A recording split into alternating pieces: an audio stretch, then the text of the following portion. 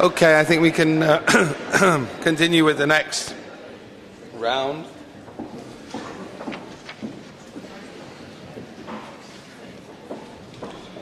And I think you'll see that we're continuing in a sense with the question, not so much of institutional critique, but of exhibition critique, I suppose we could say. In thinking about how these exhibitions over the last 20 years can be mapped, and also what sits next to them, rather than necessarily periodizing or creating a sort of hegemonic story of exhibition, but see how these various kinds of analyses sit next to each other. So I have the great pleasure to introduce Thomas Boutoux and Thomas Boutoux, and Okwui Enwezor, who are our next speakers. Thomas Boutoux is a curator, writer, and publisher. He's a founding member of Castillo Corrales, a gallery bookstore and publishing house operated by a collective of artists, curators, and writers in Paris, established in 2007. He's also a founder of Metronome Press and an editor of the art journal May. Educated in political science and anthropology, he has researched and written on subjects such as the internationalisms in the arts, the globalization of the art world, and its reverberation on local artistic scenes. He was a contributor to the book The Manifested Decade, and is currently writing an essay on the exhibition Les Magiciens de la Terre for After All Books. Boutoux lives and works in Paris. And then closer to me is Okwui Enwezor, who needs little introduction, but I'm going to give one anyway. He is a curator, critic, and editor of Ankara Journal of Contemporary African Arts. He was, until very recently, Dean of Academic Affairs and Senior Vice President at San Francisco Institute in San Francisco. Prior to that, of course, he was Artistic Director of the Documenta 11 in Kassel in 2002, now 7 years ago. He regularly writes books, edits publications, and contributes to periodicals such as Art Forum, Fries, Parquet, Text zur Kunst, and Third Text. Enwezor has curated and co-curated numerous exhibitions around the world, including the 7th Gwangju Biennale in 2008, the Short Century, which toured around 2001-2002, and Global Conceptualisms in America and other venues, 1999-2000. He received the award for curatorial excellence from the Center for Curatorial Studies in Bard College in 2009, and Enwezor lives in New York. And just briefly to remind you, and perhaps our two speakers, of what the subject of the discussion was going to be, Thomas and Okwui would engage in a dialogue about the increased influence of the notion of globalization in the early 90s in exhibition making, and analyze the power structures that were reflected and reinforced by an expanding international art system post-89. Tracing a number of key exhibitions in the last decade, Boutoux and Enwezor considered the origins of a number of influential discussion points in the art world, from the encounters with post-colonial studies and discourses of representation within artistic practice, to a rethinking of modernity and its local variants. Wow. Gentlemen. Thank you. And thanks for inviting me to take part in this conference, not just to speak, but also to attend, to listen, and to participate. And probably many of the other things that I was planning to say, and that I'm going to say and read probably, will speak to what Simon has been, talking about in his very inspiring keynote presentation earlier. And I wish I had listened to it before and I could make the articulations more precise. But anyway, not very surprisingly, I'm going to start with the Magicien de la Terre. Not that I want to make Magicien de la Terre the absolute turning point or paradigm shift. It is sometimes, or maybe even often, considered as or used in the different forms of narratives that speak about the globalization of the art world that characterized the decade of the 90s. So I may be French, but I'm not going to state here today that Magicien de la Terre spearheaded the dozens of biennials that we could see that were initiated all over the world in the following decade, or the so-called peripatetic curator moment alone, as if nothing else happened before, or in different parts of the world, and as if nothing else happened the same year of 1989. And I'm just speaking here about exhibitions, so as it's been said, I think yesterday or the day before yesterday, about 1989, and which was also the subject of this conference that, after all, organized in late spring at the Tate Britain. So not only this, but also as if technological improvement, as it was said yesterday, like such as air flight, and of course the internet revolution, didn't help in this globalization process. Or also as if the consciousness of a larger world and the changes in how people increasingly identified with a larger global unity throughout the 90s, but also the substantial increase in class stratification, economic polarization, and major shifts in capital accumulation haven't mattered at all compared to this 2 months long exhibition that happened in the summer of 1989 in Paris. Yet, I want to return to the Magicien de la Terre one last time, and so also use it.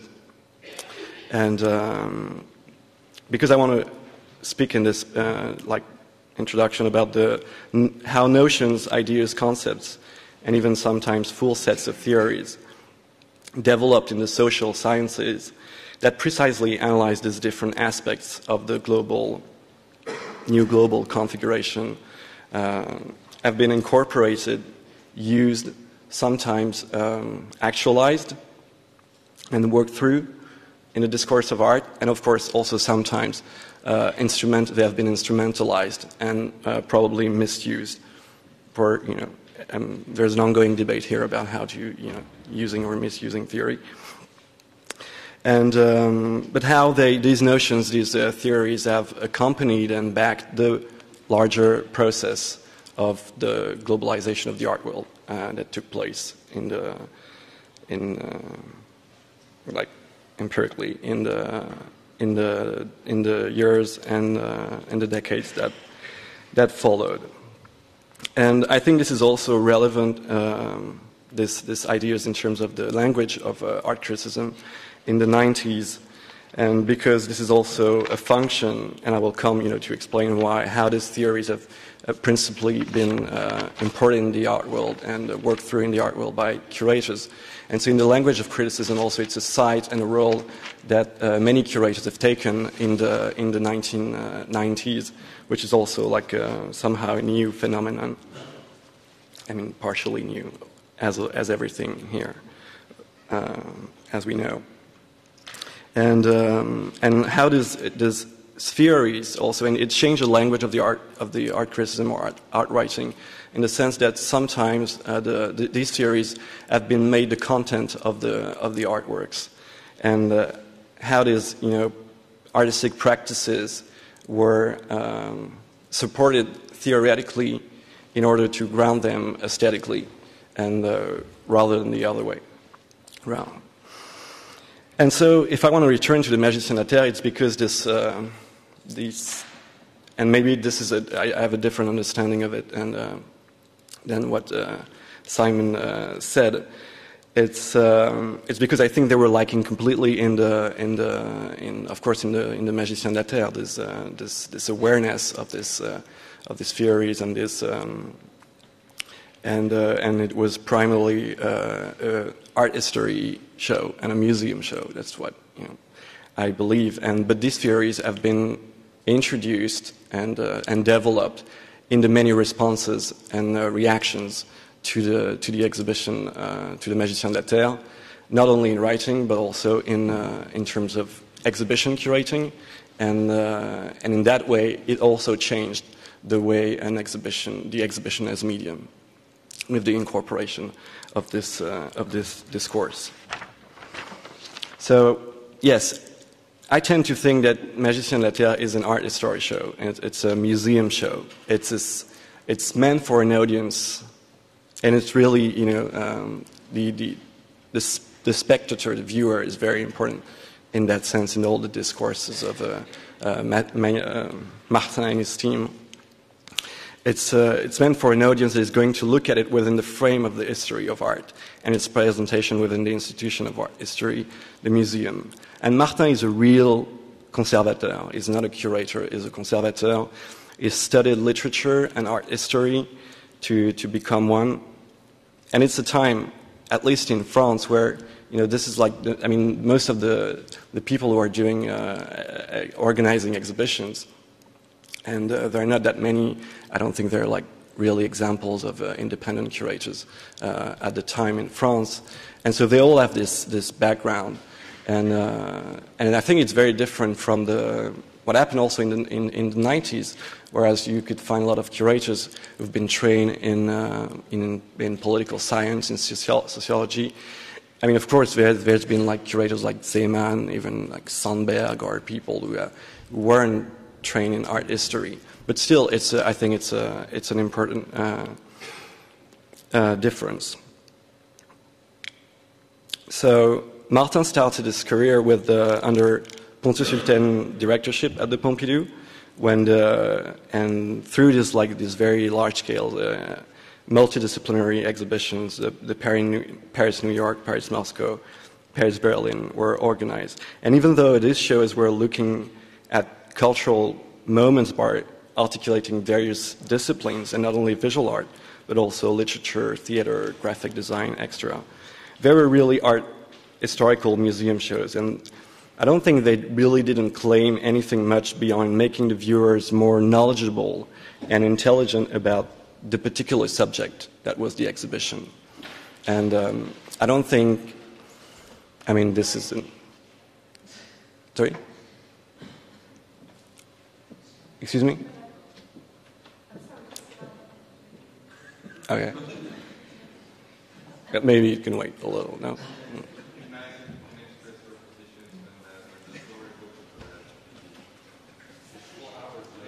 Okay. Yeah, okay. Should I continue?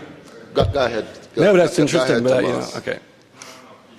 So I think that Martin, Magicien de la Terre, is situated in this tradition. And in the way it is considered and conceived as a response to primitivism, I think it's very clear. And so despite its incredible topicality, I think it has to be understood as such. And so Magicien makes no use of any form of political or economical theories that anthropologists especially were developing at the time, and they were, like the anthropology of world system, for instance. It's something that doesn't date from the 1990s. It's been here since the 60s. And I think it's interesting that so he's not interested he's not reading people like Brodel, he's not reading people like Wallerstein, he's not reading people like Perry Anderson.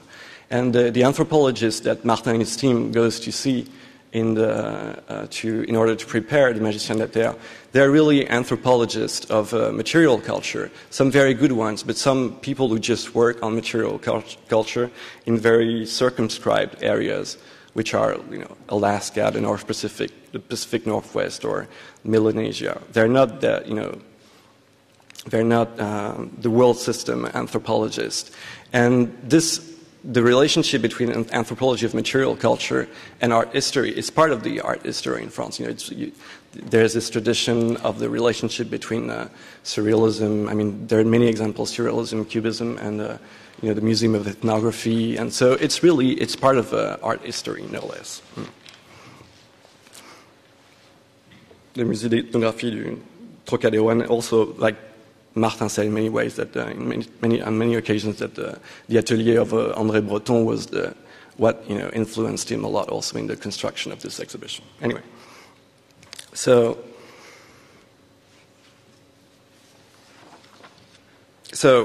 I'm not here trying to suggest that Martin made the selection as he did, and the selection of non-Western artist for the Magicien de la Terre, because he was unaware of the anthropology of global system and about the literature of globalization, because he didn't read the New Left Review or whatever.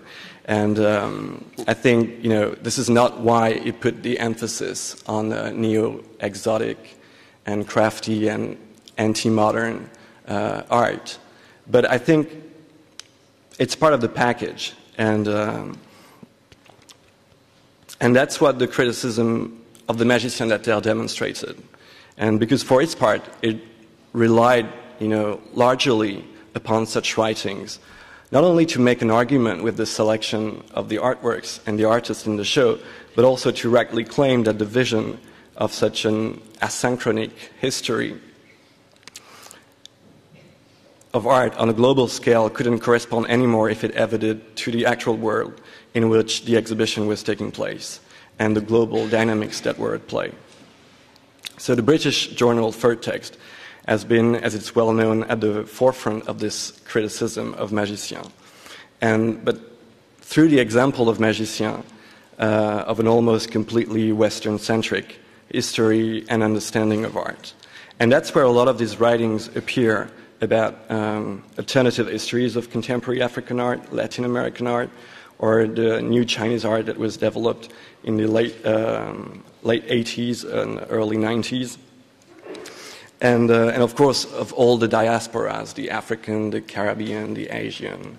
And very quickly, other journals, like more, you know, mainstream journals, like from Art in America to Flash Art, to practically every, I mean, a lot of the journals in the beginning of the 90s opened their pages to such ideas and arguments. And books have been very important, and conferences, like the conference that was organized by INIVA, Global Visions Towards a New Internationalism, and that later was published in a book, and where, you know, lots of these, you know, strains of, you know, sets of ideas and notions of theories were developed. And this is a book that has been, I think, very important and influential for a generation of curators that appeared in the 90s, or so at least it's been told to me as I was doing interviews with some of them in the 90s. And of course, this criticism, these new ideas, these new articulations, took their most effective shape when they were translated into the practice of organizing exhibition. So this is a, you know, well-known story, the way these exhibitions developed. So either you don't speak about it, or you just spend your 2 hours speaking about it and looking at it in detail.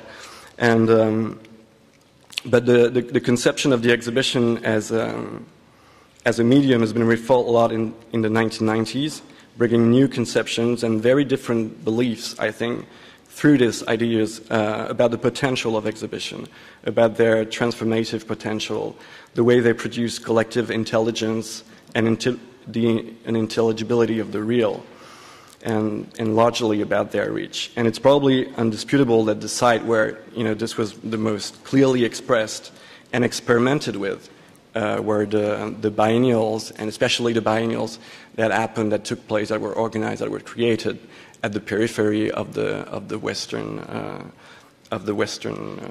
world, from the early or mid 90s onwards. And one of the aspects was the articulation of the social sciences within the exhibition, not just in the catalogs or in the footnotes of the curatorial essays, but also how they were incorporated in the event, in the city, and not just in the museum, but in the city where these biennials were taking place. So, of course, I think about not just because you're here, but about trade routes, and so the second Johannesburg Biennial in 1997, but also if you take, which is not a biennial, but the Documenta 10, and Catherine David has always made it very clear that it was not just, that the 100 days talks were not ancillary to the exhibition, that it was like equally important to have like these speakers for 100 days, and that the book, it was not a catalog of the show, it was a book, so you had these free components. And so I think these events really reshape the way the exhibition and international global exhibition was organized. Of course, also Document 11 with the different platforms that preceded the Castle platform, which was just a platform among others, was also part of this. And another example, which is more anecdotal, and is this forum that was created by this new generation of curators from in the 1990s called VOTI, which was a union called Union of Imaginary, which was like I think 1 year, short-lived discussion group between these curators, and most of the subject. In the discussions that happened during this year of exchange, a lot of the topics that deal precisely with this anti-museum and this new configuration of the exhibition as not just an exhibition, and it was precisely started this project because it was not just about it was a reaction to the way they felt that they were compelled to just give new names and new artists. And so the fact that it didn't last long is interesting, but I'm not going to go into this. So I think there are a lot of things, very good things that we can say about this moment, and it would need probably like a whole Congress to address this. It was really rich and influential. It really, I think, changed the configuration of the art world, And the question now, of course, is how this, why, like today, why there is this fatigue, this growing unsatisfaction with the model of the biennial, of the international biennial. What happened?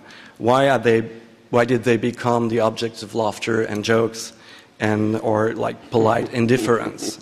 And that's not a question I'm going to answer alone, but it's I think it's interesting, and for me, I'd like to know how much of this has to do with a kind of unproductive, reflexive relationship between the substances of globalization and the rhythm of its mediatization through biennials and through the theory that was incorporated in the language of the exhibition, and how this is also a criticism of the certain kind of rhetoric of the global exhibition and the sort of language that it developed over the years.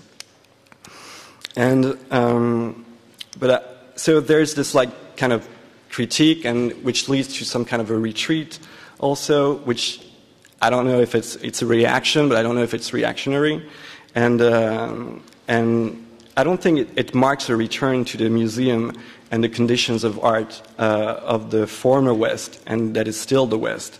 And I want to just briefly point to conclude that there is now like a constellation of spaces, of small-scale exhibition spaces, of proto-institutions, which are mainly independent, self-organized, and they owe a lot to the models of self-organized projects and institutions that were developed in Germany in the 90s or in Scandinavia, and that were talked about by Marion Van Alsten yesterday.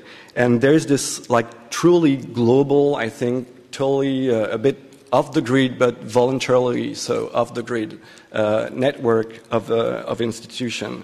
And I kind of believe that I'm part of this with the space that I funded with fellow colleagues and writers and artists and curators.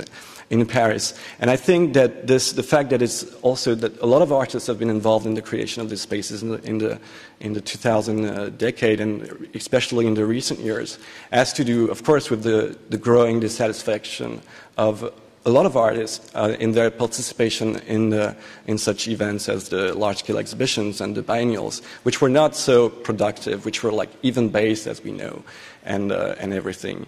And but as much as it's a reaction to the biennial, they owe so much to the network of the biennials, because there wouldn't be this like global and really truly international dialogue, conversation between these spaces without the networks of the biennial, without how the networks of the biennial increases information and made possible like encounters. And I think in just like one of the aspects of this. This like new spaces is not so much about it's the exhibition. What I think is more interesting is that many of them are linked to bookstores, and there's this whole production of printed material from all over the world, and that really engage in a long-term sustained dialogue with different places. I think that was one of the great insight of the Documenta 12 magazine project, which for me was the most important aspect of Documenta 12, is to see that was going on. That there was this interrelationship between and this dialogue between this different magazine, and that they created like a global network of conversations. And so it was a great insight. And in the space that I'm almost finished. In the space, for instance, that I run is, like, believe it or not, but funded by this readership that buys Chimoranga in Paris from South Africa, Chimoranga, or the publication from China. And this is not, I'm not exaggerating, this is really how it works. So just to conclude, and I think among the many changes that have happened in the last 20 years and that we've been talking about also yesterday, it's how the library of the art world has changed. Not just the curator library, but also the artist library. And we've been listening and of people mentioning like different, very different theorists, and I think that's one of the most interesting aspects of this Congress, is to hear the new references that have been mentioned by so many people. Is that nobody reads Greenberg except maybe in China, in Russia, or Michael Fried. I mean, the artist library has changed. It's not Merleau-Ponty, it's not Heidegger, it's not Nouveau Roman. It's the social sciences, and of course, I think it's very interesting that the uses and the very heterodoxical way that artists use theory, maybe much more than curators. And this is part of really what this former West research progress is. And I know that there is the project of doing this library here among the project. And I think it's a very important tool and a big work to accomplish, to just look at the way the shelves, what's on the shelves of the artists and the curators are today. Thank you, Thomas. Just to say that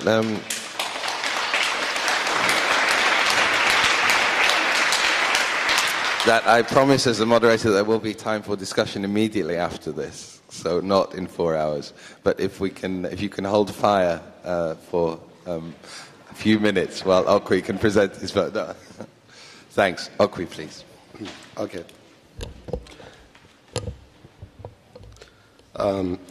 Thank you so much, Maria and Charles and Cosmin, for this conference and for inviting me. It's been a very interesting 2 days of many presentations and discussions, some of which are key points I believe may have really lost their precision, both in terms of the terms that are employed, but also in terms of the historical narration that accompanied some of the points made. But however, I'm particularly grateful to Thomas for his presentation to remind us again about some of the landscape within which Magicien de la Terre was made.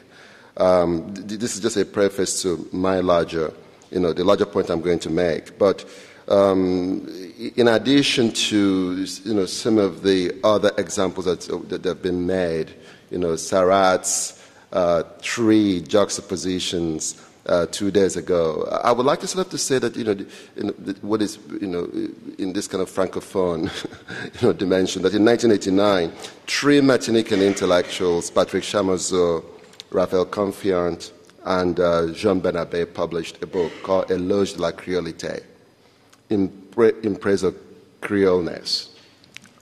And I think it would be interesting to sort of to think about Magicien with this, manifesto by these intellectuals writing from the margins of France as a department of France in the Caribbean. It's really very important. And it's precisely this lack of precision, this lack of intellectual or historical accommodation of the multiplicity of ideas and discourses and dialogues that both preceded or are set next to events like Magicien that kind of provokes my thinking in this presentation in many ways. And I also like to sort of to mention that Sarat's essay, which is which for me is deeply related to this question of the former West. The title of the essay is called "The Congo is Flooding the Acropolis," and I think just that image is a very interesting picture, set next to this idea of creolité and how this turbulent body of water is kind of disturbing what one might consider the edifice of of the notional West. And so the Congo is flooding the Acropolis. For me, it's really very interesting. I'm not going to so much talk about exhibitions, but I want to sort of to get into my talk by saying that I cannot speak to the idea of the former West because I've never been Western.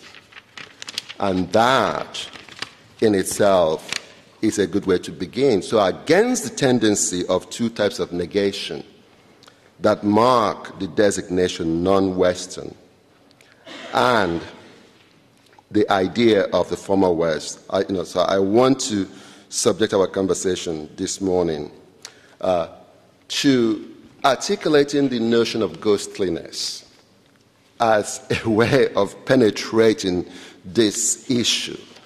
Because, ghostliness, in my view, and I think this is for some of you who have maybe had the opportunity to go through the pages of the Manifesto Decade, my point in my contribution in that book was precisely this question of ghostliness. And perhaps this ghostliness may suggest, what I consider to be the anxiety that shadows the idea of the former West. But this formerness might not necessarily be located in the post-89 moment. But the formerness of the West may come from this flooding of the Acropolis, this idea of the sudden visibility and appearance of immigrant communities, disturbed what one would consider the constitution of this view of the West. So I don't think that 89 is really the place where we should begin to talk about formerness of the West, but this ghostly presence. So I employ this ghostliness through the work of through Lord Tebbit, and I call this project Tebbit's Ghosts, because it seems to me that it's precisely the immigrant figure this ghostly figure that is everywhere and yet nowhere, is precisely what disturbs the constitution of the identity of the West. And I would like to begin by quoting Samuel Huntington. And Huntington says in his book, The Clash of Civilizations, that in coping with identity crisis, what counts for people are blood and belief. Christendom, for example, faith and family. People rally to those with similar ancestry, religion, language, values, and institutions, and distance themselves from those with different ones. I have never been Western. So how is today's cultural ground shaping up if identity is, as already stated by Huntington, the bête noire of late modernity? So within this context, I think the articulation of the former words invokes a deep anxiety in Europe and for Europeans. Whether one agrees or not with Huntington, Huntington has located the source of this anxiety in what he calls a clash of civilization. And it pits Western culture against those that are supposedly dissimilar in race, religion, language, and values. So, and I think it's why that our histories can never cohere. That is why, that in sitting here and talking about the 90s, and of course, and what it also points to, in sitting here talking about the 90s, that the circuits that are being described are precisely so consistently delimited that it reminds one of Dipesh Chakrabarty's, idea of trying to provincialize Europe. And that this provincialization of the historical narrative of exhibitions is, for me, one of the most important and, actually productive outcomes of the attempt to map the history of exhibitions. Because it's precisely this provincialization, Aperto 93, Magicien de la Terre, and we can repeat, some of these moments, and it gives us extreme, historical comfort because it is precisely our orientation. So, but beyond the spotlighting of differences in terms of this constant negation, the non-West, the non-European. So where does the person who is thusly negated acquire the place from which to speak? And so I think, Mahmoud Mandani has characterized the shrill discourse of scholars like Huntington, this idea of clash of civilizations, embodied in forms of negation. And Bernard Lewis, for example, at Princeton University, as culture talk. For Mamdani, culture talk is the great game of dissimulation in the age of geopolitical reorganizations that have redefined the last quarter century, which 89 sort of alludes to, especially in the context of our current debates. So the discourse of somebody like Huntington, who is now late, and Lewis, both academic mandarins with prestigious positions in America's top Ivy League universities, form part of what I would call the U.S. foreign policy establishment. Huntington as a historian and Lewis as an Orientalist are both animated by the view that Islam poses a mortal danger to Western civilization. And I'm using Islam here more concretely in terms of the way it sort of produces a kind of civilizational discourse. And what is very interesting is all through these days, we've not, it's that the Islam is, the name that, that one shall not speak. It's become the unspeakable, even within our own context. And we know, as Paul Gilroy reminded us in his presentation about the war in Afghanistan, that this is another shadow that we have to confront.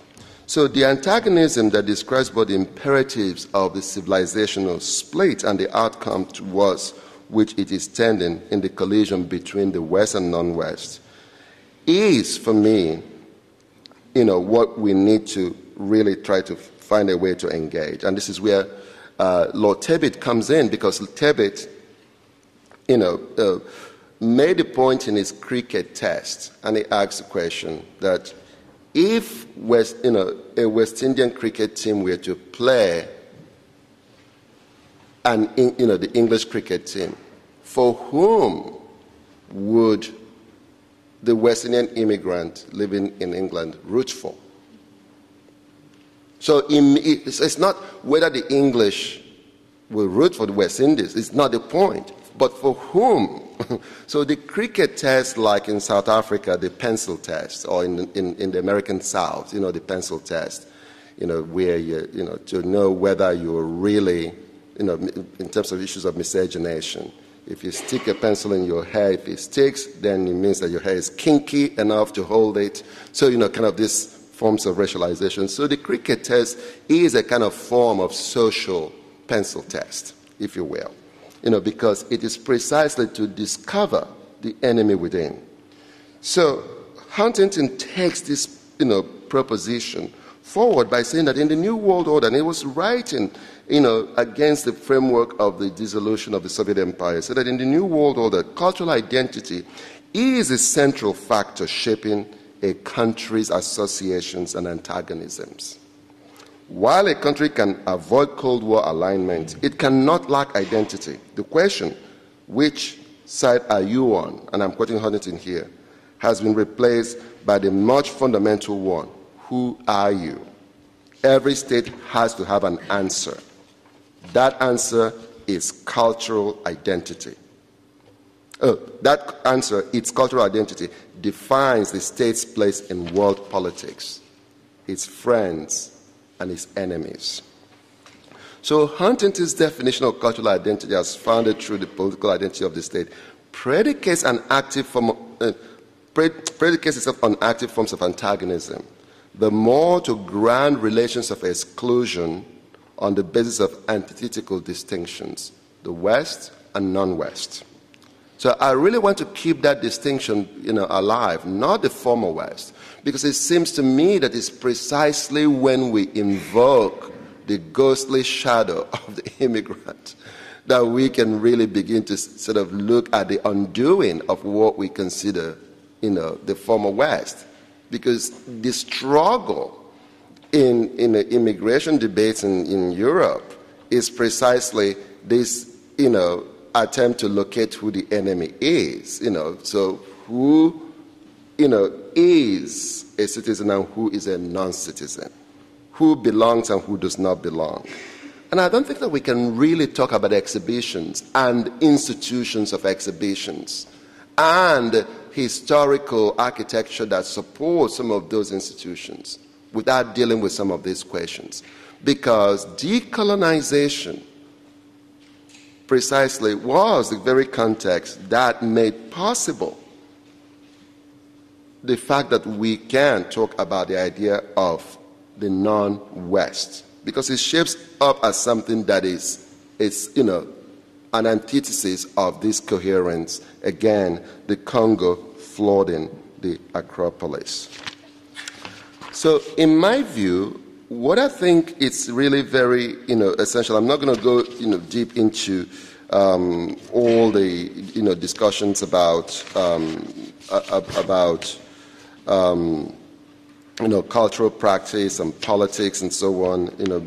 Much more qualified people have taken on those debates, but I'm oftentimes struck as someone who's lived in the United States for 27 years. I mean, the American establishment, for example, has never considered me American, even though I'm an American citizen. So I'm always, because I think that, and I distinctly actually choose to be identified as a Nigerian. And I carry a Nigerian passport, because that also, so this, duality is for me very important. It's not this kind of idea of the salt dick having the South African term, having both legs, one leg in one place, and of course something hanging in the middle, and so on. But it's really to remind me, that of the importance of not totalizing in my own work, and how institution making really requires a conscious unbuilding of all the habits that, an unlearning of, old habits. And it's very difficult to unlearn those old habits. It's very, very difficult. And, just simply, just take a look at this, at this gathering. And I think, for me, so this is very essential, because I don't want to sort of to begin describing which exhibitions have changed what. I don't believe that there is any one single exhibition or institution that is capable of really shifting this, this edifice.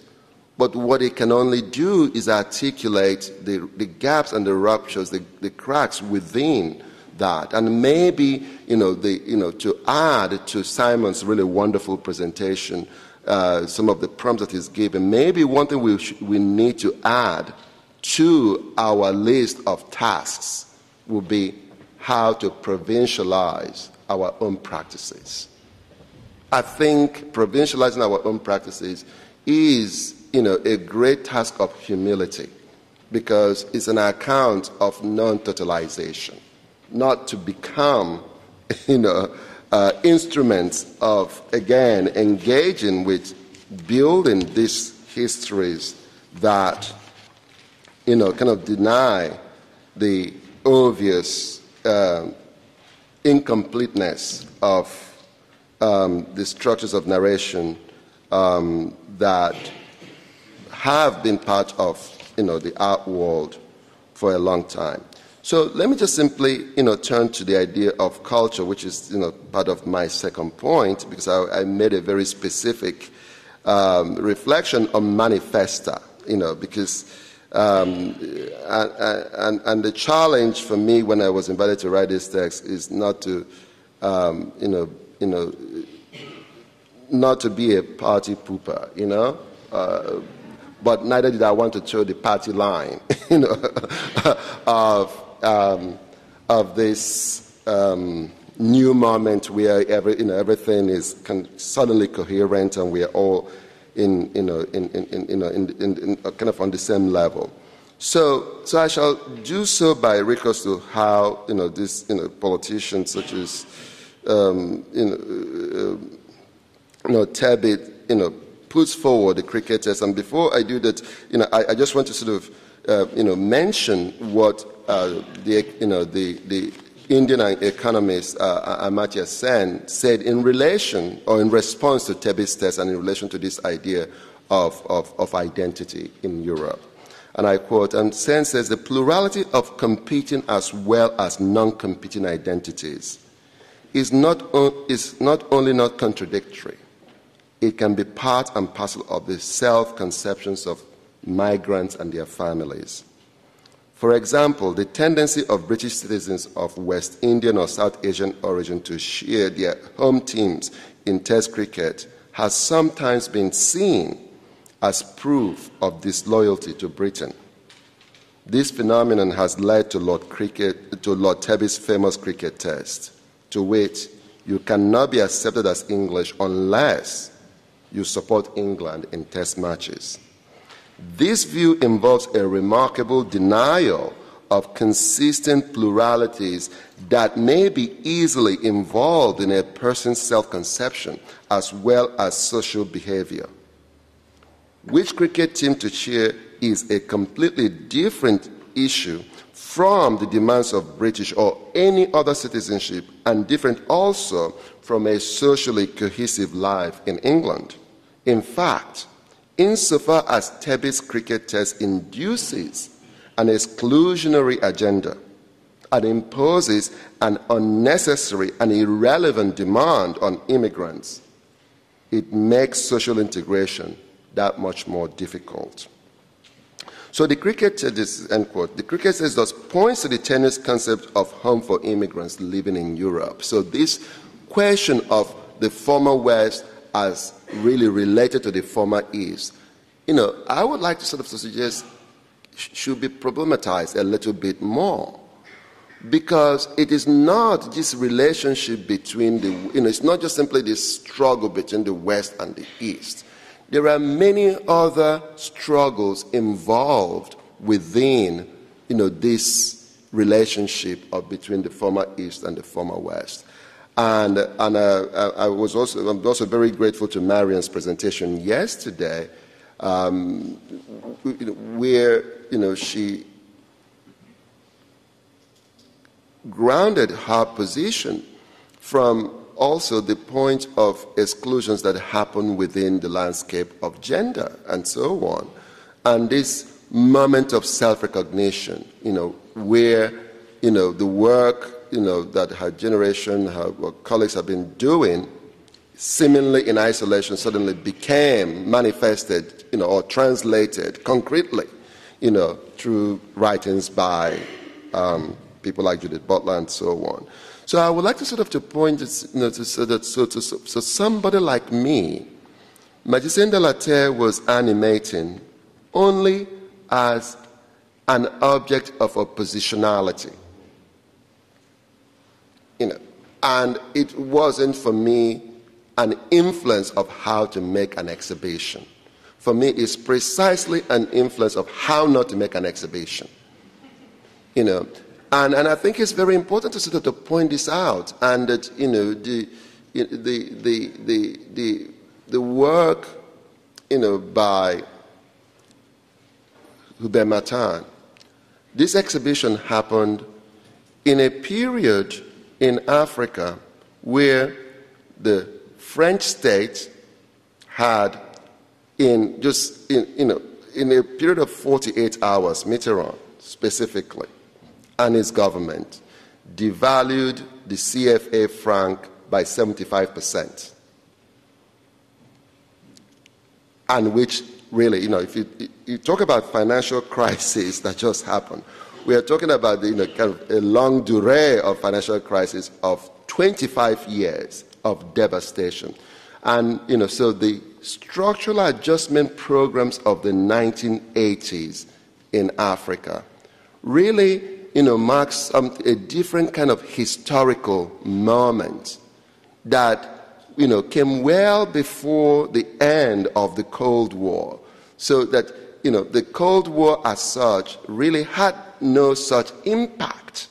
The impact, had already been experienced by the complete dissolution and the devastation of institutional networks. So that by 1989, the first wave of brain drain had already occurred. The first wave of migrants and so on.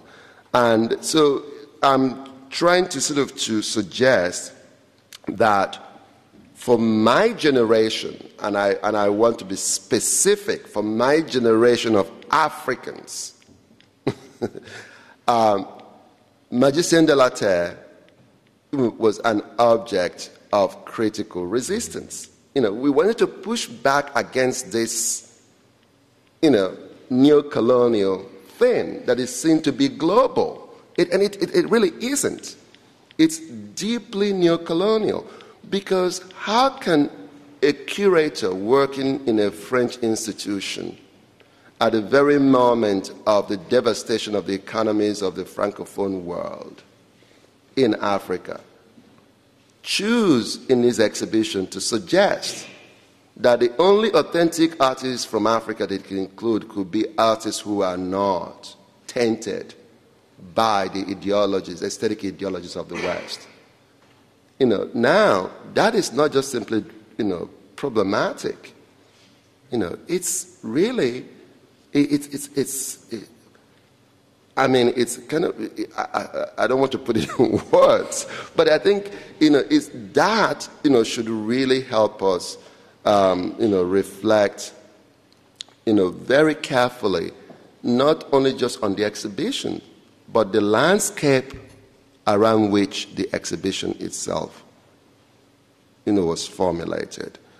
So for me, the exhibition of Johannesburg Biennale, Trade Routes, History and Geography, was precisely to begin from that point of convergence, not, this point of convergence that produced, maybe the first articulations of the post-colonial constellation.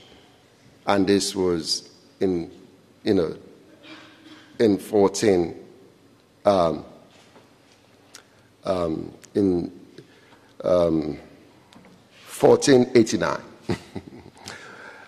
which is 1498, which was Vasco da Gama's discovery of the sea route to India. So this incredible shrinking of time and space. In 100 days, the boat arrived in Calicut. But it's the rounding of the Cape of Good Hope. So I decided to base my biennial on this very premise, not of totality, but of convergence, that globalization can be seen as an attempt to link up with other worlds. And I'm not trying to sort of talk about globalization in a kind of utopian way, but there are, many different locations that participated in this elaboration of what today we could really look at as the kind of foundation of our global modernity. So for me, trade routes was an attempt to map those relationships, that I wanted to locate the concept of this biennial in South Africa, that tip, Cape Point, that tip of, where the Atlantic and Indian Ocean, meets, and that remain kind of vital for, if you look at both the problems and the history of South Africa, it sort of kind of comes together in this, in this meeting point. And I think so. What I would really like to, add, just to conclude with, is to say that the attempt to conceive of the former West, must really continue to, place upon us the demand to articulate the negation of the non-West within that West. That for me is the demand. That, and I try very hard not to use the notion non-Western, because if something is non-Western, then what could it possibly be? What could it possibly be? So thank you so much, Thomas, and thank you all.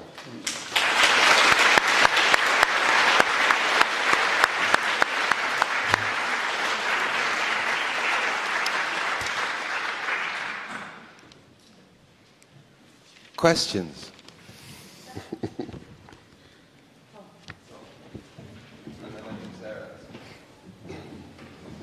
Yes, I would like to maybe span a bridge between Simon's keynote and your two proposals. I think this notion of provincializing is really very interesting, and I think this it may not only be attachable or referable to the West, but also to the exhibition. The exhibition as a mode of cultural production. Since one could think, while kind of reconstructing, revisiting the history of exhibition making from the mid-1980s to today, until today, I think the relationships or the relationalities exhibitions maintain and with the outer, with the worlds outside the exhibition space has been shifted around quite a bit, and I think the way exhibitions represent, embody, reflect, produce the realities which are supposedly outside the exhibition space or the realm of artistic production have become have become modified in very significant ways, as to which, on the one hand, seems to kind of privilege the exhibition as a very particular and very significant space of entertaining and producing those very relations. But on the other hand, one could say that the exhibition becomes less and less important in a way, and this is a good thing to watch and to experience. So my question would only be whether this strategy of provincialization and whether the way as a methodology of cultural production could also be adapted or attached to the exhibition itself. Should we wait for? Okay.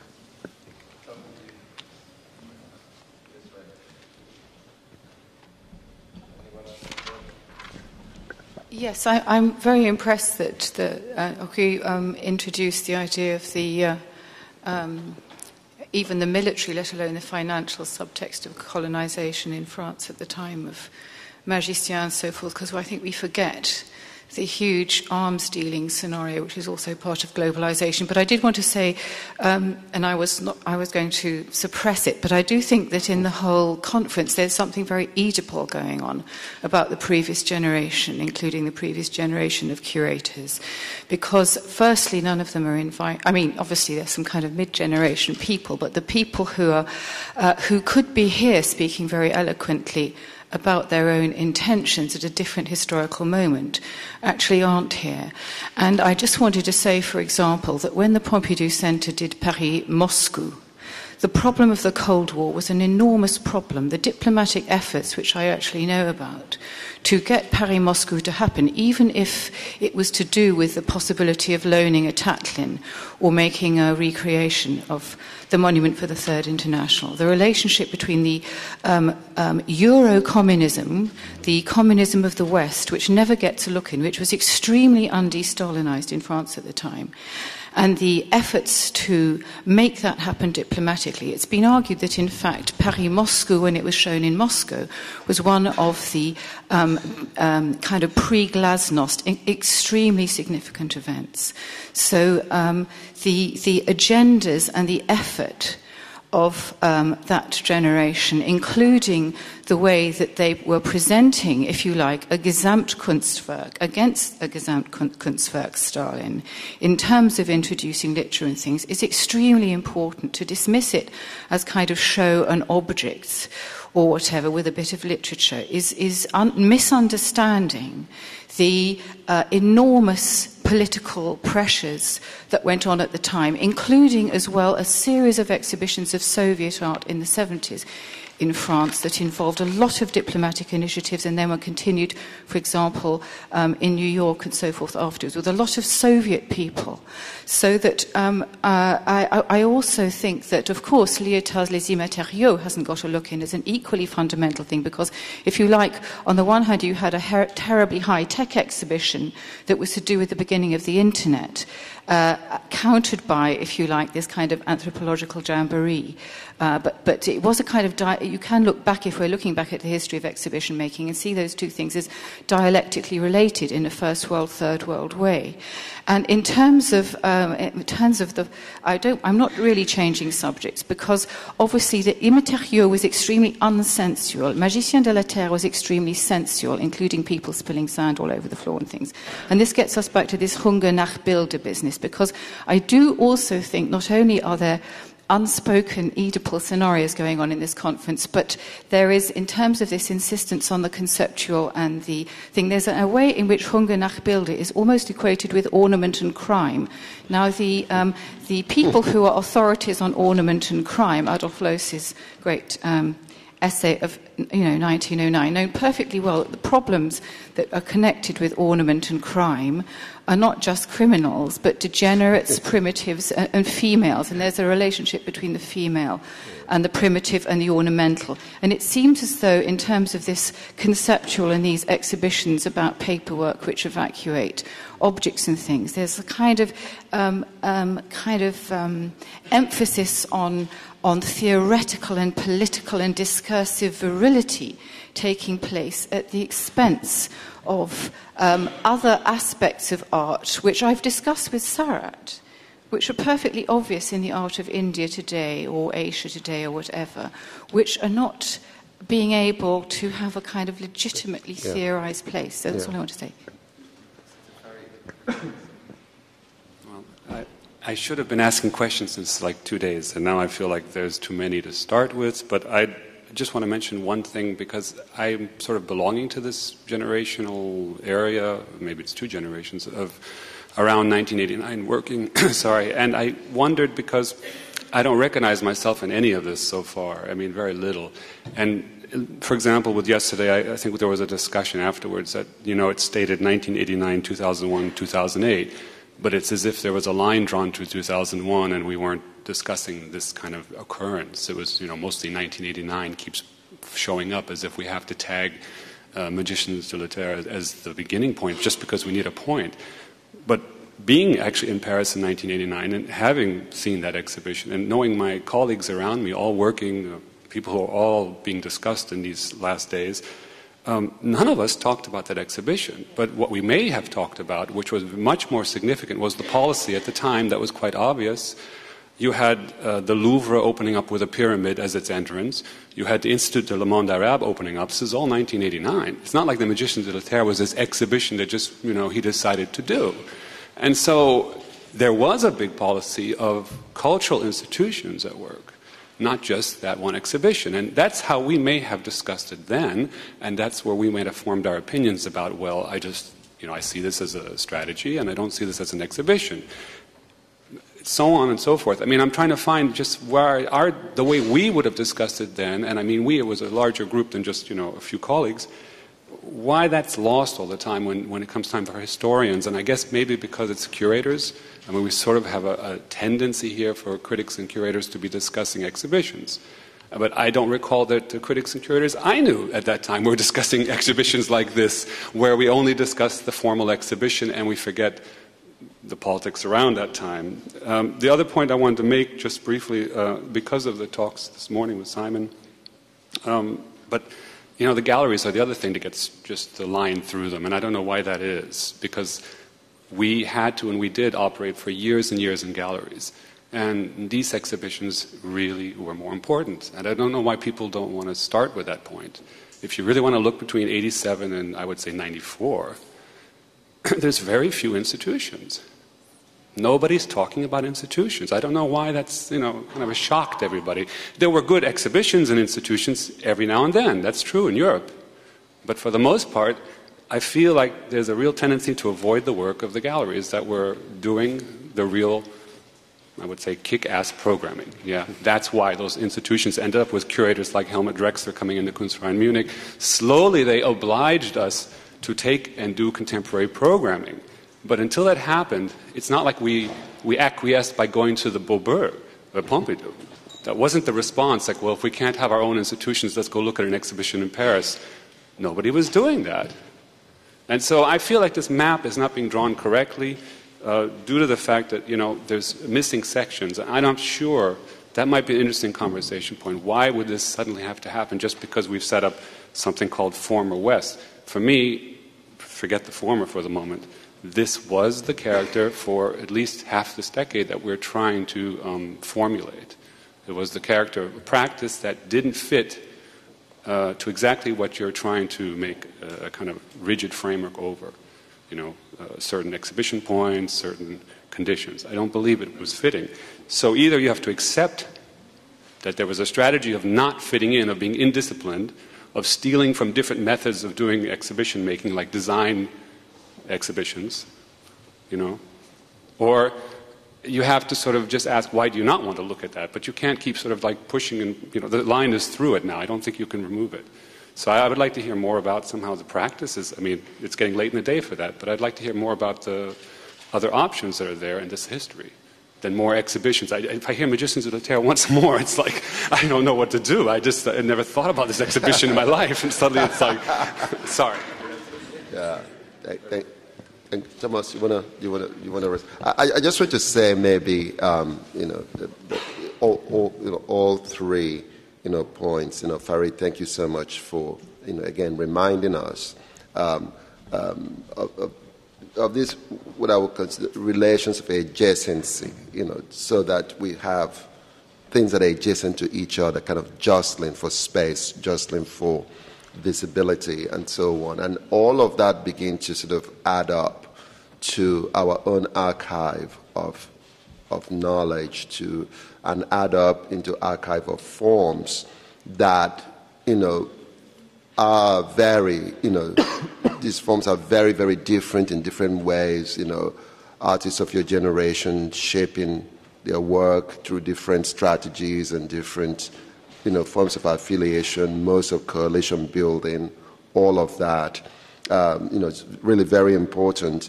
And so I think that, you are quite correct that that we need to sort of look at galleries a little bit more closely and maybe more critically. I agree that I think we have to be very careful about not being fundamentalist about this denial of a gallery system. That this is evil, capitalist, bad, and so on. Institutions are virtuous, non-co-opted, and so on, because critical practice can take place anywhere. It depends on how it is channeled and so on.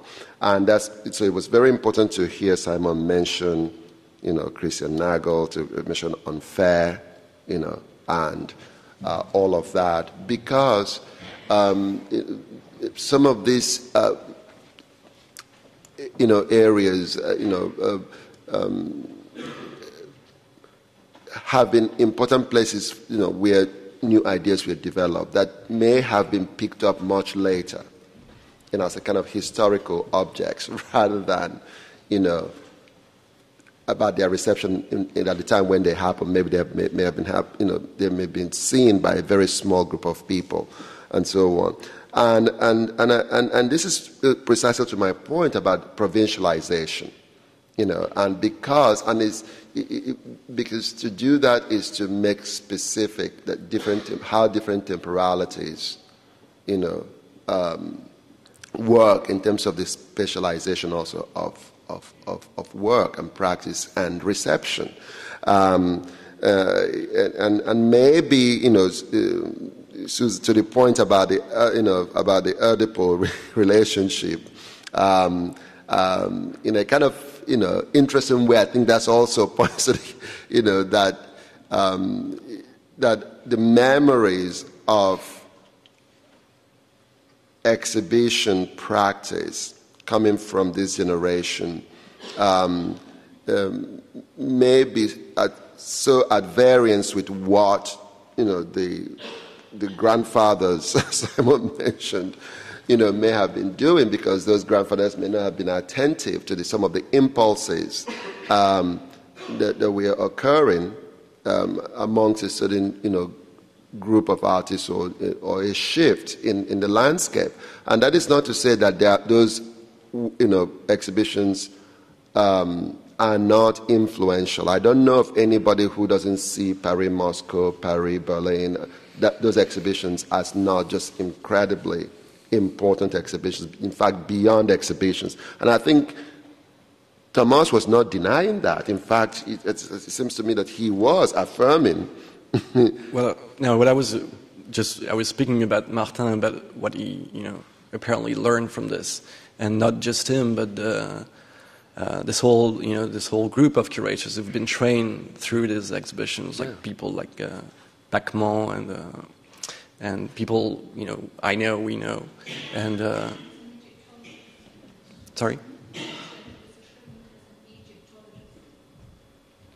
Well, it doesn't really matter how somebody was trained. I mean, as an art historian too. It doesn't really matter how one is trained.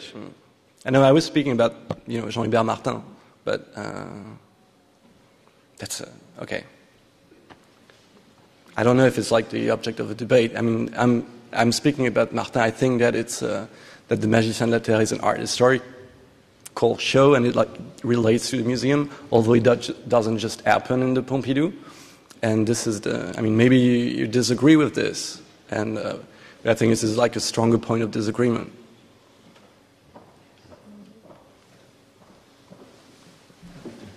What?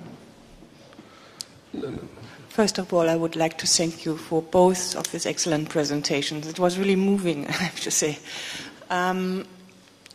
In relation to this point, I have to say I'm also quite astonished because me as an artist, I was able to read Writing Cultures, by George Marcus and James Clifford in the 80s. So, as you say, maybe we are a little bit more informed as artists because nobody told me I should read this literature. But I was informed. But why haven't they been informed about it? If they would have read the book, they would have made another exhibition. So I'm astonished about that. And another thing is with the flood, and the Acropolis. This was my comment yesterday with the archive, because we were so addicted to the archive, and also the whole kind of idea of the neighborhood museum, and also in our practices of self-organizing. Again, the archive is such a central thing. Maybe, flooding the Acropolis would also mean flooding this kind of concept of historizing. And would be a beginning to think about what would be another practice of. And also yesterday, when I said I don't know how I can speak about it, I have no possibilities. What is my speaks position about my own history? I have no idea. I have no clue. And maybe this is a starting point, and maybe it is a possibility to invite other people from, the non-West, to evaluate what it was, this kind of provincial West. Maybe it would be a good method to get the comment from outside.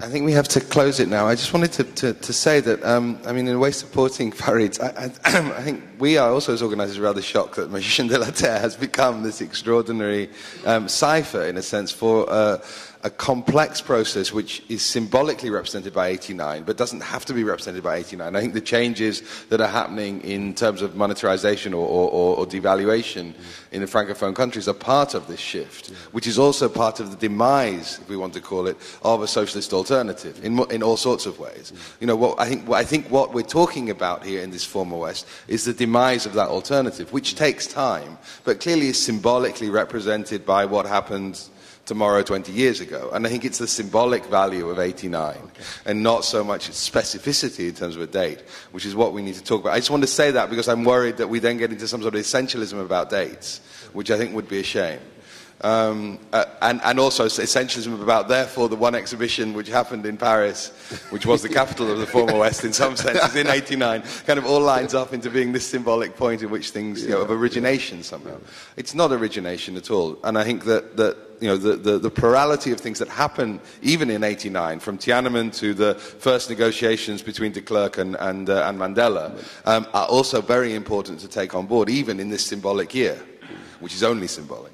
So, in making reference to that, I hope that the whole process of Former West and the 4 congresses which to come will indeed, hopefully, invite some of those speakers. I'm not sure Jean-Hubert Martin, because I have heard him speak, and it's not that interesting, I have to admit, but certainly Nagel. And certainly that we should address the question of the gallery and the question of the West that is shot through, perhaps shot apart, flooded by something which it imagines is its other, but is in fact only itself. And I think this is something that we will hopefully address in subsequent projects. So thank you very much indeed. That's long enough, isn't it?